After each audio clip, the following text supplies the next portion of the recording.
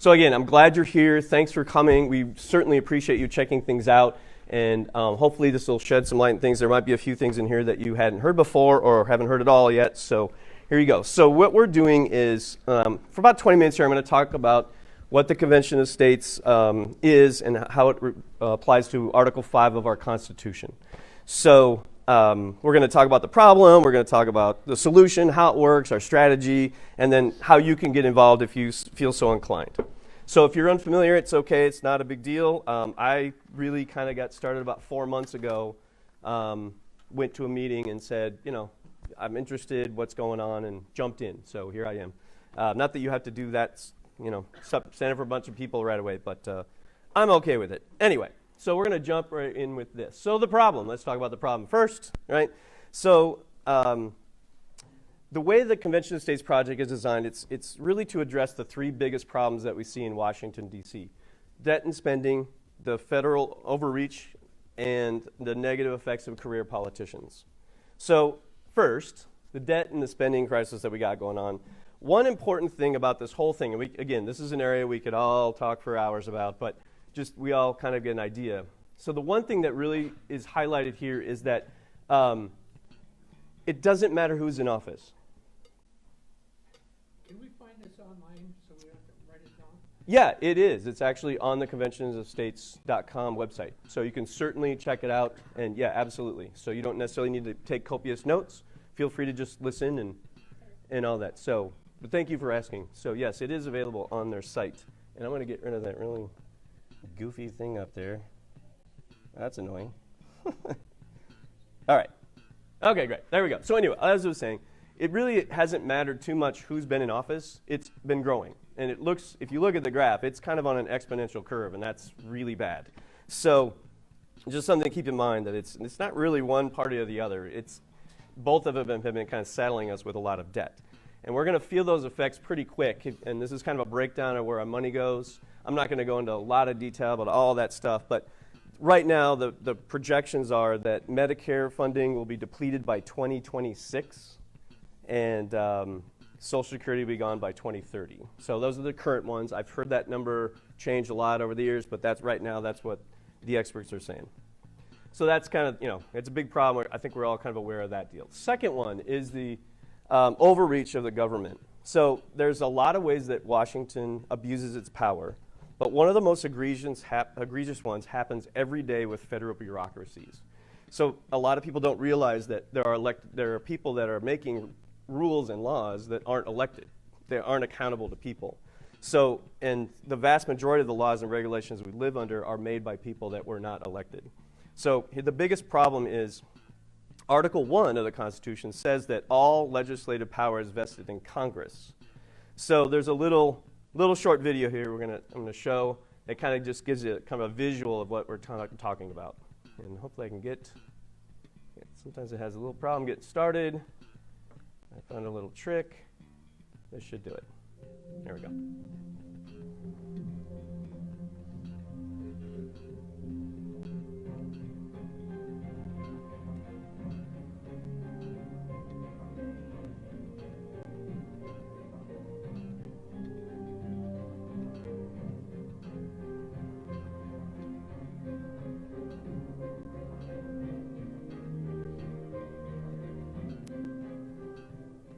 It's a good graphic. So the bureaucracy isn't the only way and not the only branch that creates laws out of thin air. The Supreme Court does it also. Mike Ferris, who's a co-founder of the group of the Convention of States, has a video here. He's going to talk a little bit about how the Supreme Court does the same. People like us, people that are frustrated in Washington, D.C., often say, well, they don't follow the Constitution anyway. Not true. They follow the wrong one. They're following the Constitution as interpreted by the Supreme Court, rather than the Constitution as written. This, taken out of my pocket, is a pocket Constitution. 4,000 words in the original document, 4,400 words. And if you count the amendments, we're talking about 7,000 words. But here is the Constitution in force today.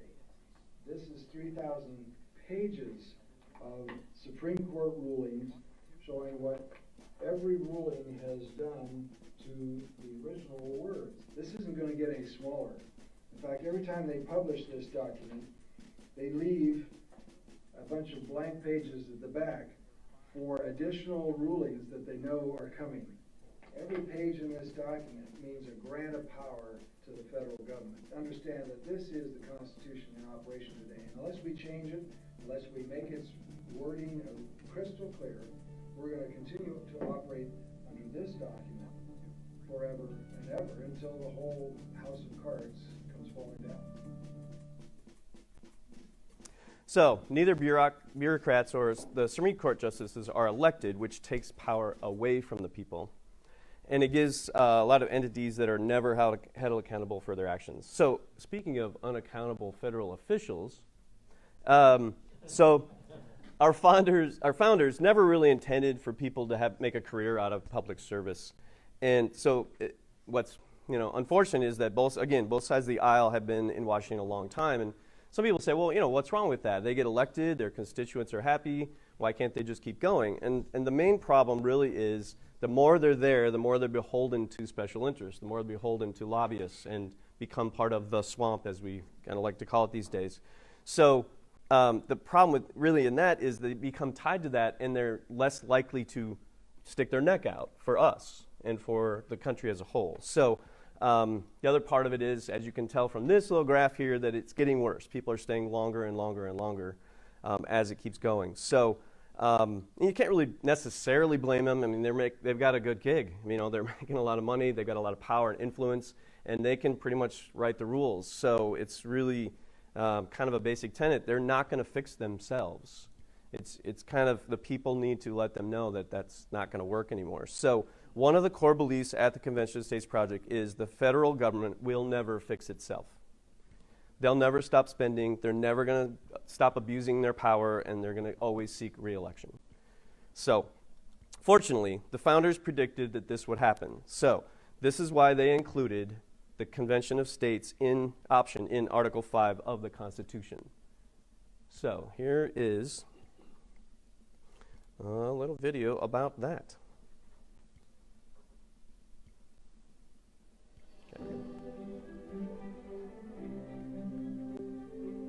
15th of September, 2 days before they signed the document, the end of 4 long, hot months in Philadelphia, they were ready to go home. But George Mason noticed that Article 5 only had a single method for amending the Constitution. He said, wait a minute, what if Congress becomes an obstacle?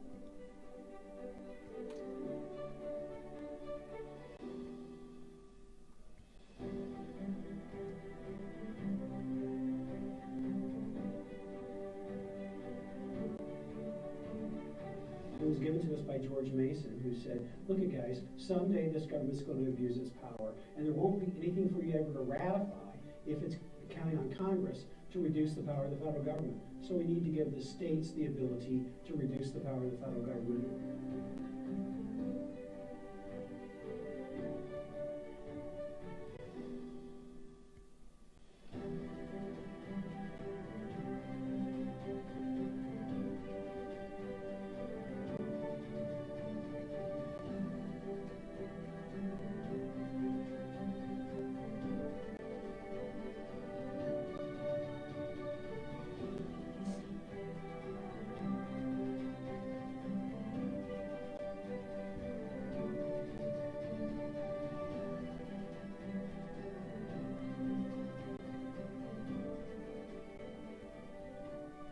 So as that video explains, the founders wrote Article 5 for one specific reason, so that the states could check the federal power. They knew that without the Convention of States option, a corrupt, powerful federal government would never fix itself, which brings us to the actual text itself. So I know you can all read, but I'm going to read it out loud. I think it's worth saying. So the text of Article 5 starts like this. The Congress, whenever 2/3 of both houses shall deem it necessary, shall propose amendments to this Constitution, or, on the application of the legislatures of 2/3 of the several states, shall call a convention for proposing amendments, which in either case shall be valid to all intents and purposes as part of this Constitution when ratified by the legislatures of 3/4 of the several states, or by conventions in 3/4 thereof, as the one or the other mode of ratification may be proposed by the Congress. So, at the most basic level, Article 5 allows for the state legislators to call a convention for the purpose of proposing amendments. This convention can only be called if 2/3 of the states, and today that's 34 out of the 50, pass resolutions calling for such a convention. And about the word proposing. So in Article 5, Convention of States is a meeting of the states in which they discuss potential amendments to the U.S. Constitution. The amendments, as Article 5 says, must be sent back to the states and ratified by 3/4, which is 38 states. So it's a really high bar to get it to be done, and it almost ensures that only the best, most popular amendments would finally be added to our founding document. So the plan is pretty simple, really. We want to use Article 5 as the founders intended. So we believe the federal government has gone off the rails, and we want to encourage the states to use their power to get them back on track. So kind of like the colonists during the war for independence, we don't want to necessarily scrap everything and kind of just start over. What we want to do is just get back to the founding principles, and we believe the best and most effective way to do that is to call a convention of states and have the states propose their own amendments. So here's kind of how it would work. At first, so there's kind of the process. So first, we get citizens to ask their state legislators to pass a resolution calling for an Article 5 Convention of States. Millions of patriots all over the country have done this by signing the Convention of States petition, and then thousands have also called, emailed, and met with their state representatives. So next, the Convention of States resolution follows the same process as any other kind of resolution, so it must pass committees in both sides of the chamber and finally pass the full chamber in the House and in the Senate. Once 34 states do that process, and they pass identical resolutions calling for a Convention of States, Congress is obligated to, under Article 5, to name a time and a place for the convention. The state legislators decide how to select the delegates to the convention, and no matter how many delegates they send, they can decide how many they want to send. Each state gets one vote for the amendments at the convention. So, speaking of the convention, what happened? Oops, sorry, I'm going the wrong way. So, at the convention, the delegates propose, debate, and vote on amendments, and we'll get a little bit more detail in a second. But now it's important to know that all the amendments proposed must be limited to the language of the Convention of States resolution. Any off-topic amendments will be considered out of order. So amendment proposals are passed when a simple majority of the state delegations vote for them. Next, so the amendment proposals then out of the convention are sent back to the states to be ratified. 38 states must vote a yes for any amendment proposal to become part of the Constitution. Again, a very high bar, but it ensures that our amendments will, no bad amendments will end up in the founding document. So another way to look at it is kind of like this. One legislative chamber in 13 states, 1 out of 13 states, can keep an amendment from happening. So there's at least, I can think of 13 states or more, that if some crazy amendment somehow got through a limiting freedom or drastically restructuring our system of government, would not go for it and it wouldn't pass. So it's a really difficult thing to get something through that shouldn't be getting through. So finally, when that's all done, the Constitution is actually amended and becomes part of the document. So that's kind of how it works. Our strategy in that whole thing, there's two arenas in that. There's the state legislators, and then there's the grassroots. On the legislative side, we're seeking to pass the Convention of States resolution in 34 states. We've passed in 12 states so far. And that means we're about 35.3% of the way there, or a little over a third of the way there. Now, the resolution itself calls for amendments in 3 distinct categories. And I've already said it, but here's kind of how it's worded as the resolution. So it would limit the power and jurisdiction of the federal government. It would impose fiscal restraints on Congress and mandate term limits for federal officials. And so, as I said, when the states call for a Convention of States under this resolution, they can only propose amendments that fall into one of those 3 categories. The Convention of States project doesn't endorse any particular amendment, but we want the states to debate and propose specific amendments language under one of these broad topics, one of these 3 broad topics. So here's where you kind of come in. So that's kind of what we're doing. what we're trying to do is lobby their state legislators, but also we want to build a really, build a very large grassroots army, political activists, if you will. And we're kind of on our way. We've got teams in all 50 states. There's 3.7 million volunteers and supporters. And we have district captains, which is a leadership position, in 1,700 voting districts around the country. So, and thanks in large part to that, we do have a lot of momentum happening. So here's, whoops, again, sorry about that. So here's kind of a graph. The green states are the states that have passed the resolution now. And then the national COS has done some polling in 12 other states that haven't passed yet. And what they found is not only that is, to me a little surprising, but if you average it's right, over 60% of the people that were polled from what likely voters said they would want to call for a convention of states. If you can obviously see that even across party lines, all of them, that a majority of people are very interested in reigning in that power. So that to me is one of the most exciting things about this project. It is nonpartisan. It's not about right and left. It's not about us, them. It's people wanting freedom and to try to rein in that government taking over things. Also, we've got some national attention. These are kind of like national leaders and thinkers. We can spend some time going through those. Again, you can check it out later, but these are people that have said, yeah, convention of states are a really good idea. One of which, I'll just really quick, Pete Hegseth, you may or may not know that name. He's actually kind of, he's going to be here next month. Jackie's going to talk about that in a little bit, actually.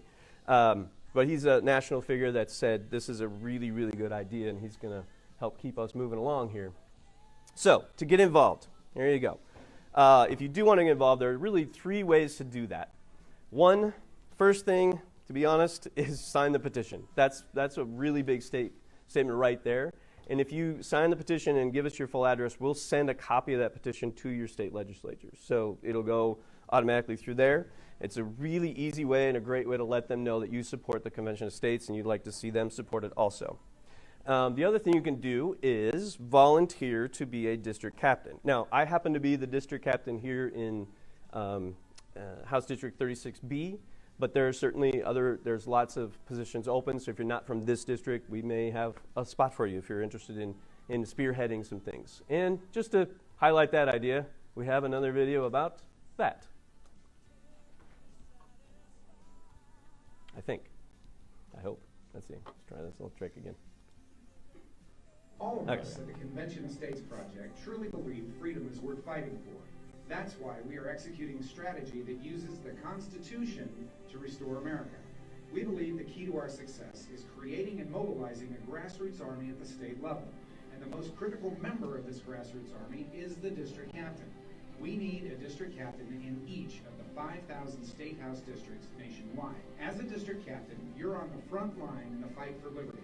You'll be connecting Convention of States supporters in your local area, partnering with your state director to organize local town halls, meetings, and petition drives, and mobilizing local activists to have their voices heard at your state legislature. We will give you the tools you will need and proudly stand shoulder to shoulder with you as we recruit, train, mobilize, and engage the largest grassroots army in the history of the United States. So be a part of the movement that refuses to let liberty die and stands up for our children and their future. Welcome aboard.